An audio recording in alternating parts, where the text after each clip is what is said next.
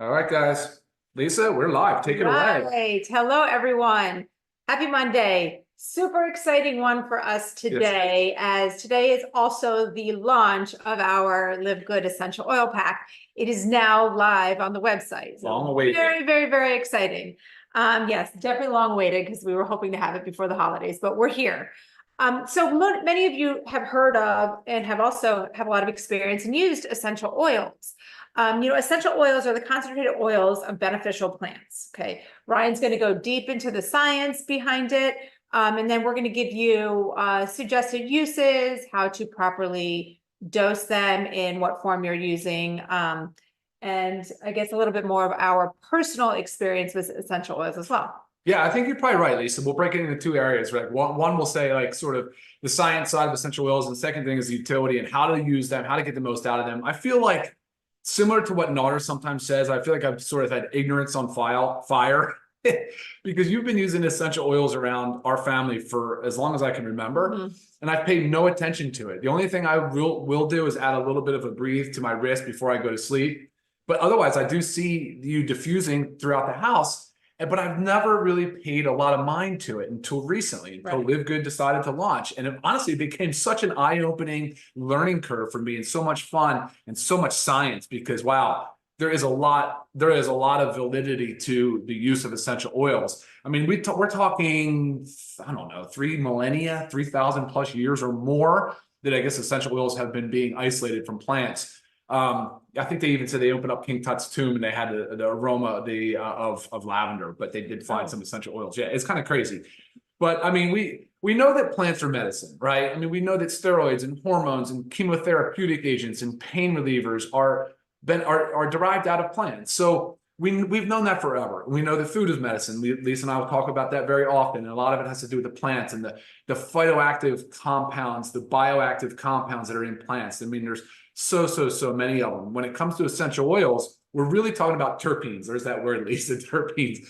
Terpenes are the primary constituent of the essential oil. There's like 30,000 different terpene compounds, but that's basically what gives it the aroma, the essence. And that's why they call them essential oils. It doesn't mean it's essential the same way amino acids are essential, where the body doesn't make them, you have to get them exogenously from your diet. No, essential in this case had to do just more to do with the essence of the plant, the aroma.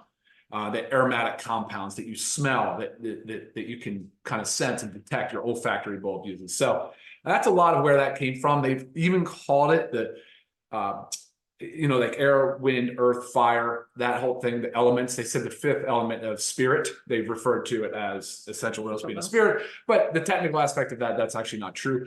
But still, it's kind of neat and fun to talk about. So anyway, yeah, that's a little bit about the science. Here's what I really like about essential oils. I love the fact that these compounds are so involved in the biosynthesis of so many biological systems in our body.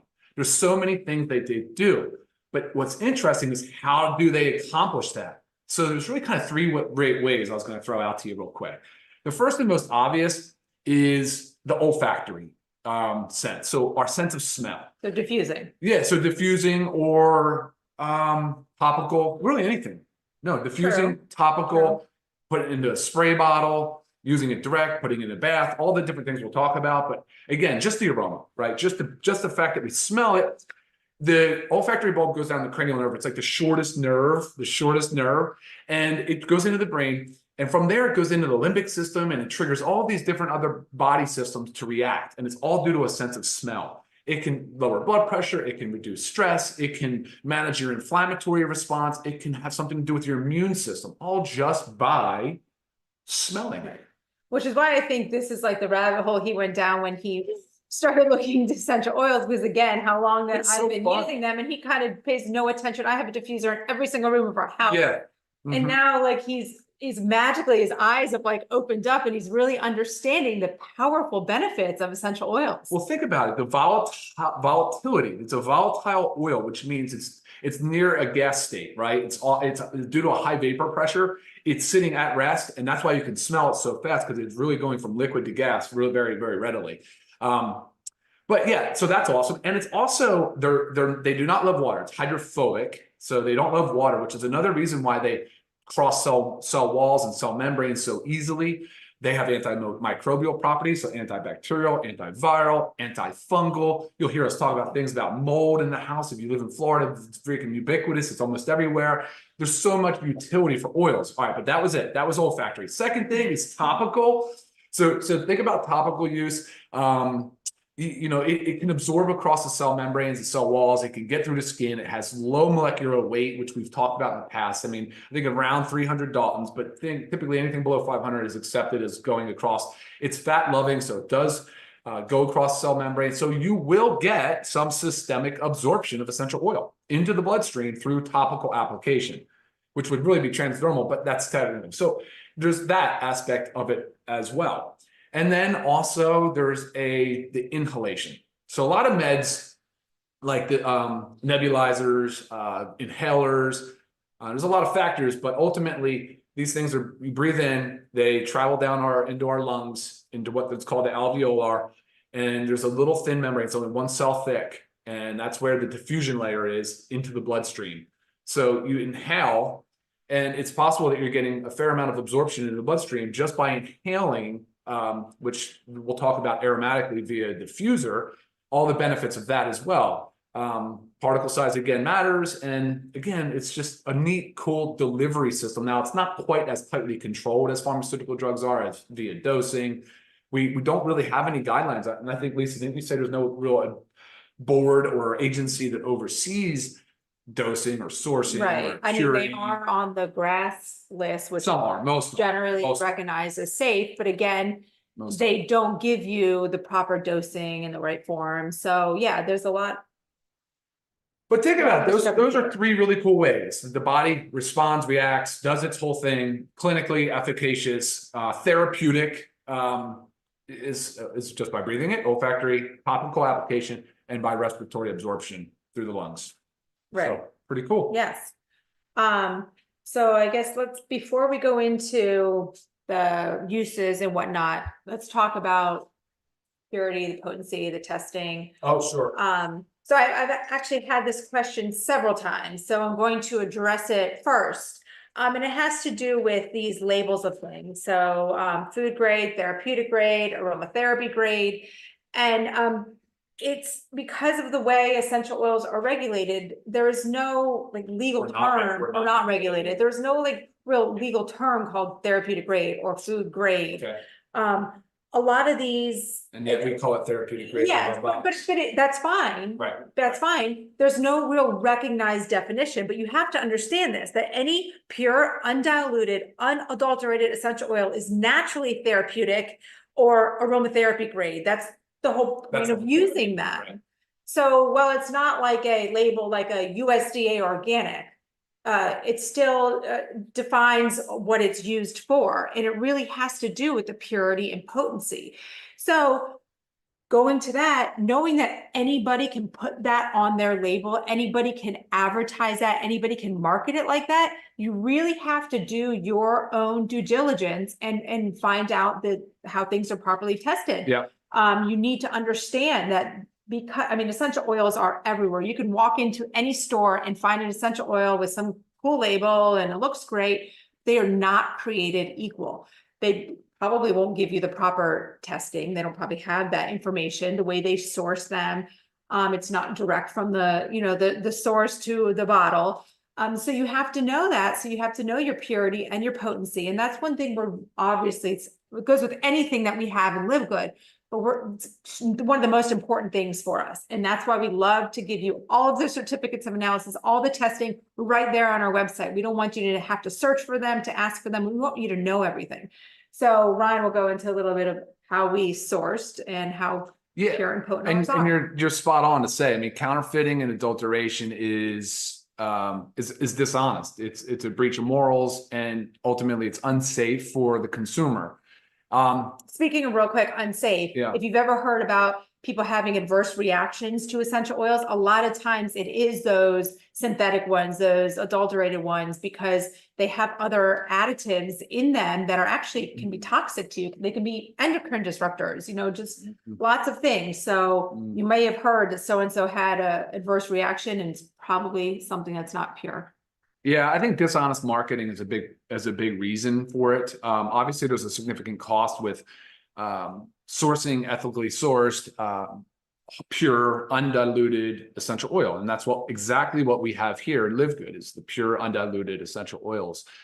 Testing is interesting. I did spend a lot of effort and time in that department. Wanted to make sure. So, if for those of you that have followed along, before we were trying to launch, we had a snag because we failed some testing. And in that example, it failed the ISO spec in Australia. Our tea tree failed the ISO spec from Australia, which is where we source the tea tree leaves from. It was shown as a Chinese tea tree, which it's a common maneuver or tactic for some of these unscrupulous brands. And then the other one was our peppermint. It was a dementholized. It looked like corn mint, had this weird funky characteristics to it, so we had to fail that one as well. So when you have a chance, on the website now are the certificates of it. They're not COAs, they're testing. And the testing, there's only like really two main people that are capable of testing and getting extremely detailed into it to ensure that we don't have any contaminants. And when you go through, you'll see the test, and you'll see the word terpene again show up a lot of different places, but you'll definitely see what's in every single oil. So super important. Very proud of that. Yeah. And I think from a consumer perspective, that's what you guys want to see. And that's Right. So a lot of times deserve. when also asked the questions, how do we compare to, and we always, the top brands that, we hear of doTERRA, Young Living. I mean, we are directly comparable, guys. We do all the same testing for purity and potency. We literally have our source to our bottle. I mean, all the same stuff, but again, our prices are amazing. Yeah, so that's where we really differ, obviously.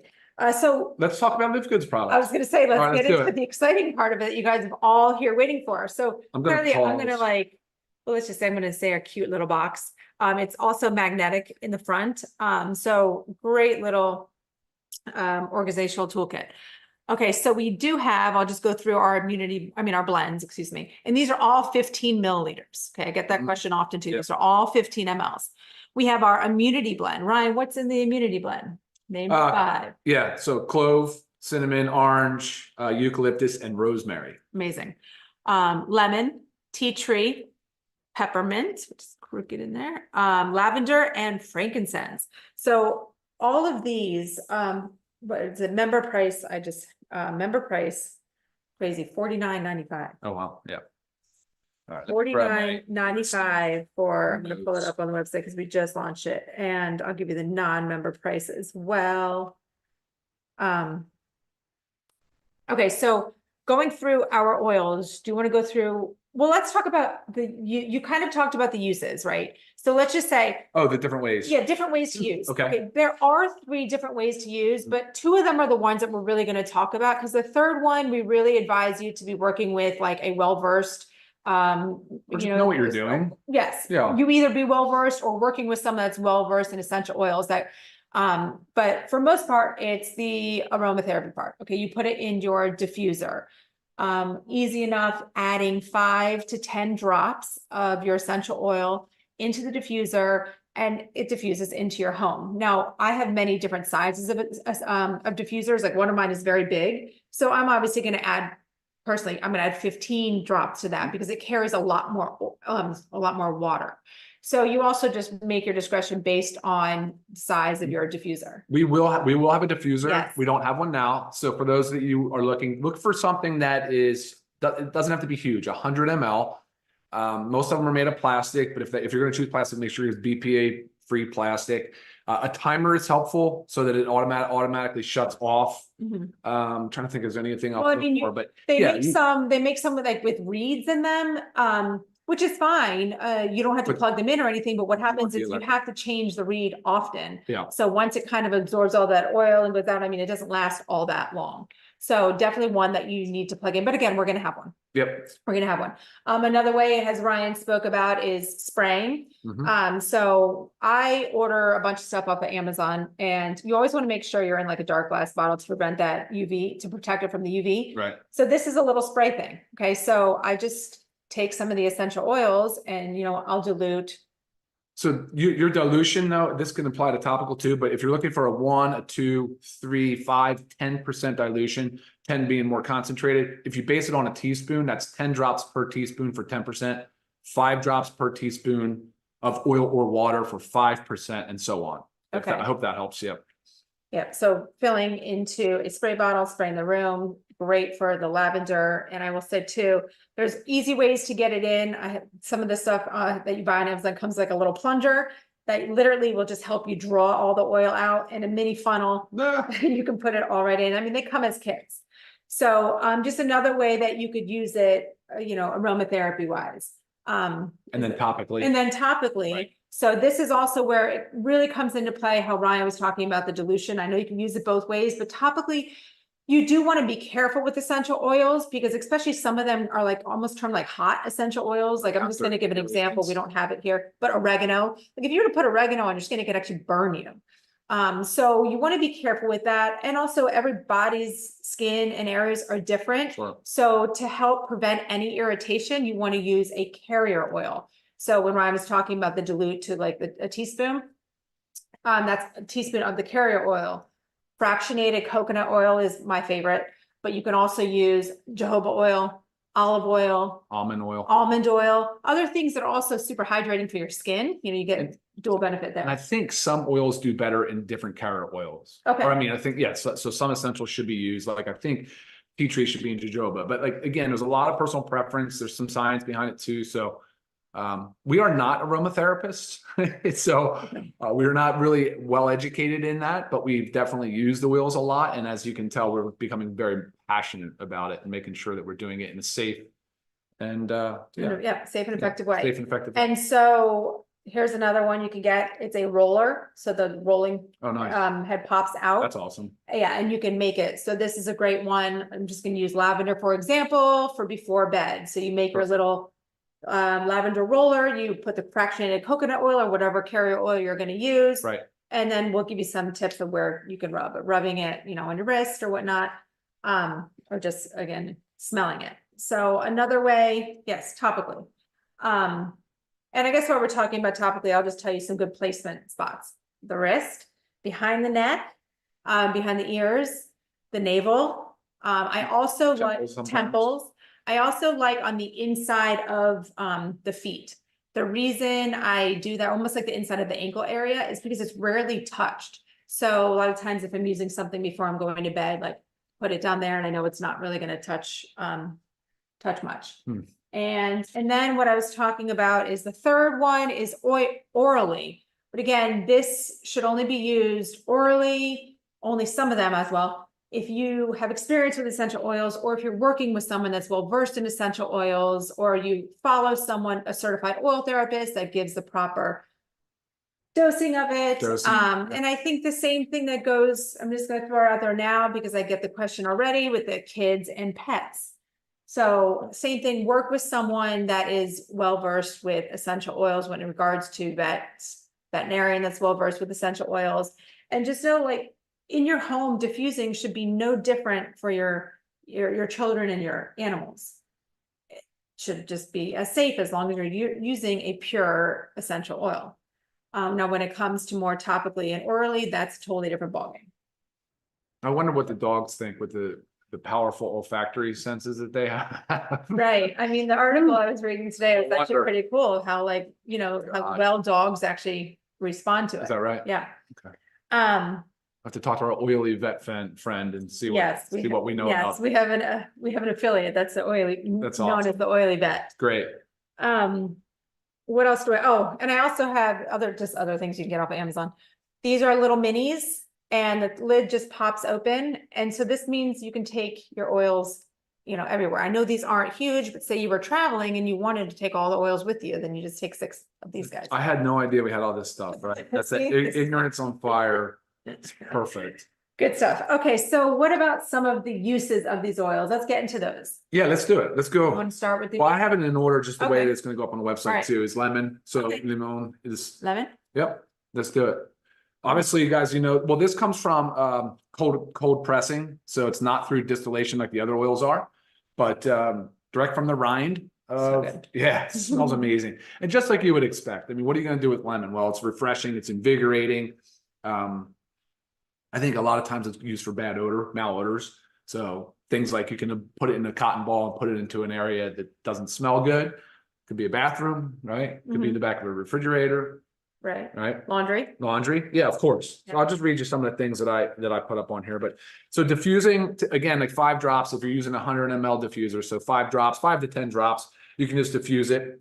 Can increase lift mood, improve job performance. The cotton ball thing I told you about, there's a cleaning. You can use it for cleaning, add it to your cleaners, and you can add a few drops to your gym laundry, like Lisa said. But again, hundreds, if not, no, there's thousands of different ways to use oil. So there's no way we can cover all of that. We're never going to be able to, but we will provide content through social media. We'll continue to post stuff, and hopefully you guys can find a good reputable source through Google too, as well. And after Ryan goes through all these, I'll give you some of like my just favorite uses of these. Well, you want to just kind of chime in as we're going? That way Okay, if I'm well, the confusing. lemon, I love.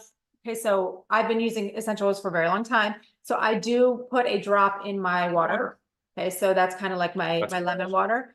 Very good. I also love to diffuse it with peppermint because it actually, peppermint has like an uplifting mood, so it can kind of help you waken up.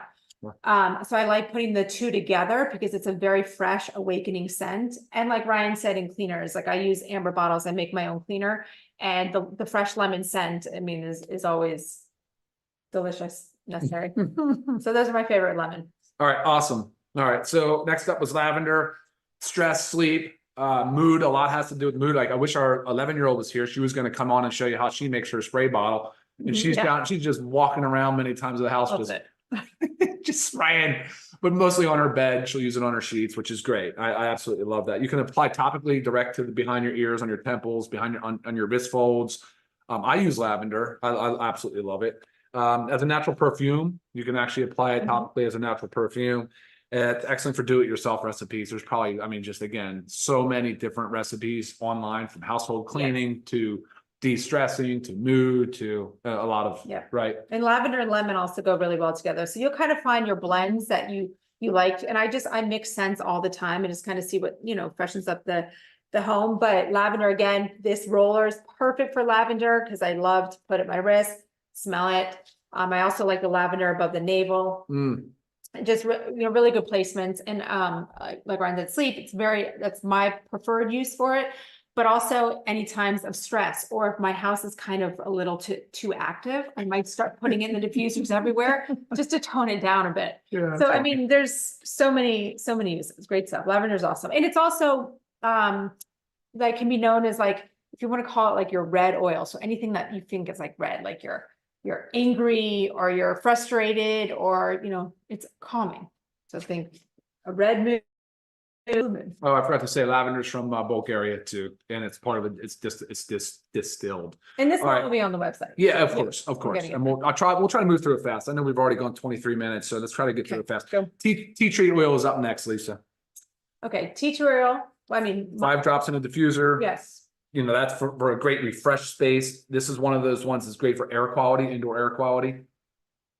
Yeah, it's also, I mean, because of its antibacterial benefit, that's the one I love to use with gym clothes. So I'll put some drops straight into the laundry, or any like sports clothing, any like really dirty laundry. So yeah, someone's a fisherman and you got the fishy stink on, clothing. Really helps there.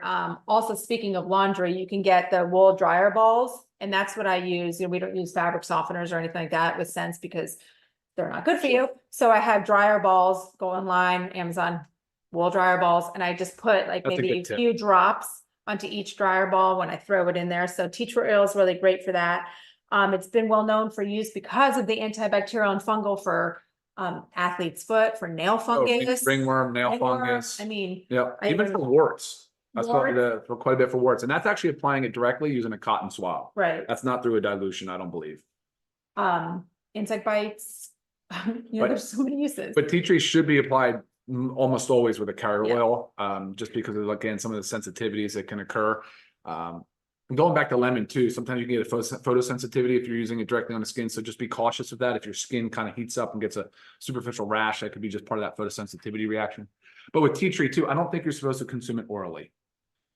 Right. Is that the one we were talking about? Where Yes. if you had it in a mouthwash, it's designed to be spit out? Yes, yes, yes. Yeah. Okay. Yeah, and obviously putting in a mouthwash is the antibacterial properties of it, but Right. making sure, You're you're not not swallowing. ingesting it. Okay. Yeah, and tea tree we mentioned is from Australia. So from the leaves. All right. So next up, Lisa, is the peppermint. Ooh, so many amazing uses with peppermint. It's unbelievable. Right. I mean, peppermint, we all love peppermint. Right. But again, I like it in a diffuser because it's awakening. So maybe it's a great thing to have in an office. In office space. Really keeps you alert. You can put it little dabs of the carrier oil behind your ears.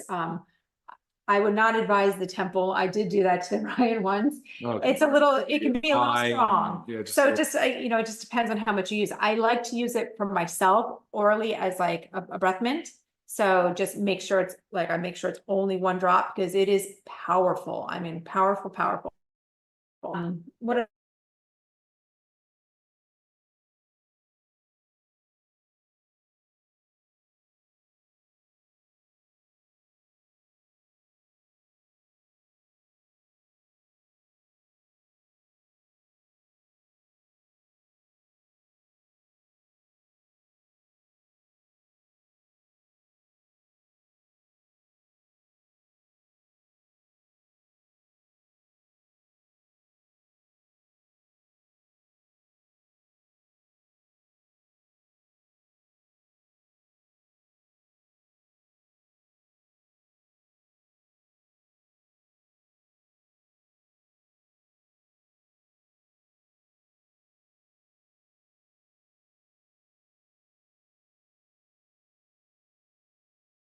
Yeah. Says it's still streaming on YouTube. Sorry about Okay, that, I don't know guys. what happened. It just went away, but we were just talking about peppermint. So leave right off. I gave my uses and let's do your uses. All right, yeah. So, okay, that was for peppermint. So diffuse 5 drops again, multitude of benefits, including sinus allergy relief, improved focus, concentration. Also muscle pain, aches, headache, 1 to 2 drops behind the ears. Be careful with the temples, like Lisa said. Freshen breath, 1 drop on the tongue. Oral, borderline, yes, but it is very, very nice for freshening the breath. Let's go on to frankincense, Lisa. I know this is the one that many people This love. is like the king This is of from oils. India, by the way. This is Boswellia serrata. This is out of India. But this is a king for sure, for a state of relaxation. Or what else? What else, Lisa? Well, my favorite, I talk about the skin health benefits. So putting it with a little bit of carrier oil, or if you use a facial oil, putting a drop into with your facial oil, and it helps with fine lines, wrinkles, dark spots, tightening. I mean, amazing stuff. So soothing to the skin, promoting cellular health, stimulates the immune system. It talks about having anti-tumor, anti-seizure properties. It's just such a great way to add it to any health regimen, aromatically, topically, and only in certain circumstances orally. But again, those need to be well-versed in oils for that. Yeah, I was surprised by how much of the skincare frankincense is good for, from the acne blemishes and the dark spots, which I'm starting to pick up too, just kind of those age spots. So an incredible oil. It's unbelievable. Yeah. All right. And then the last one was the immunity blend. So Yes. we talked about what's in the immunity blend. Again, clove, cinnamon, orange, eucalyptus, and rosemary. Now, this is something I have going in our house like all the time. Because especially during your so-called, cold and flu season, but when I know like a bunch of kids are sick in my children's classes, I just all about prevention, right? So I will honestly, when my kids are like walking out the door, I'll put a little bit mixed in the carrier oil behind their neck. They think I'm crazy. I'm trying to always put essential oils on them. But really the immunity blend is so good at protecting yourself and boosting your immune system. So always diffusing it in the home just for like that clean, pure immunity boost. For sure. Yeah. That's our 6-pack. They are only available in a pack at this time. We will continue to evaluate and look to add on more oils in the future and possibly go into singles. But right now, this is the way that it's available. And like I said, $49.95 for members, $69.95 for non-members, regardless. Amazing deal. And yes, like Ryan said, because I do get a lot of questions, are we going to have this oil and that oil? this is the beginning. And as you guys know, with LiveGood, we always plan to grow as we grow, adding more products. So, yeah. Any questions that? There were a in? bunch, but actually because we dropped off of the Zoom for whatever we reason, lost a lot. we lost them all. So sorry about that, guys. I know there's a lot of questions we were going to try to get to, Right. but And we'll give you, there'll always be, like on the website, we'll have some suggested uses, but we're not going to give you an entire list of all the uses, guys, because the list is kind of endless. So I can always recommend some oil therapists to follow on social media that you can always see how they use them. Like Ryan said, there's a tremendous amount of recipes for making your own cleaning products, making your own deodorant. I mean, all kinds of stuff using essential oils. I will post my mouthwash because I've already been asked for that since I mentioned it on Friday's call. Great stuff. So yeah, many, many uses, always here to help. So if you have questions about them, comments, if your question did not get answered because we dropped off, just please go ahead and email those. all right, that's it for us, guys. Have a great rest of your Monday. Super productive. We'll see you next time. Bye, guys.